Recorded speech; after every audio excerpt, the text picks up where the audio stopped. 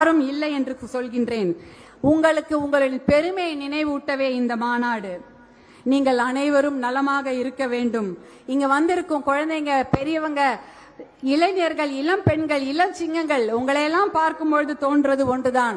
மது, போதை, கஞ்சா, குடி, இந்த எந்த பழக்கமும் இல்லாம உடல் நலத்துடன் மன நலத்துடன் நீங்கள் ஆரோக்கியமாக இருக்க வேண்டும். அதற்கு நல்ல படிப்பு வேண்டும்.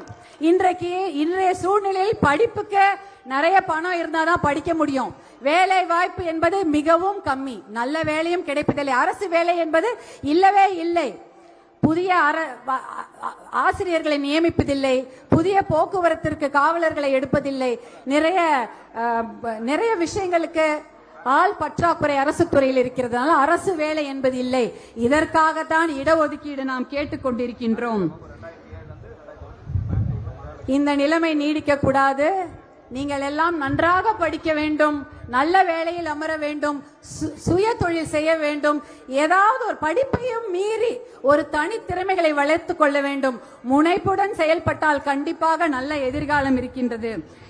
உங்களை எல்லாம் பார்க்கும் பொழுது உங்களை எல்லாம் சிங்க பெண்களே என்று சொல்வதா இல்லை இளம் சிங்கங்களே என்று சொல்வதா என்று தெரியவில்லை. இருந்தாலும் என் குழந்தைகளை எப்படி சொல்வேனோ அதே போலதான் சொல்கிறேன். என் அன்பு செல்வங்களே, என் செல்லங்களே, உங்களுடைய வரலாறை இன்று நீங்கள் பார்த்தீர்கள். நம்முடைய வரலாறை நினைவில் வைத்துக் கொள்ளுங்கள்.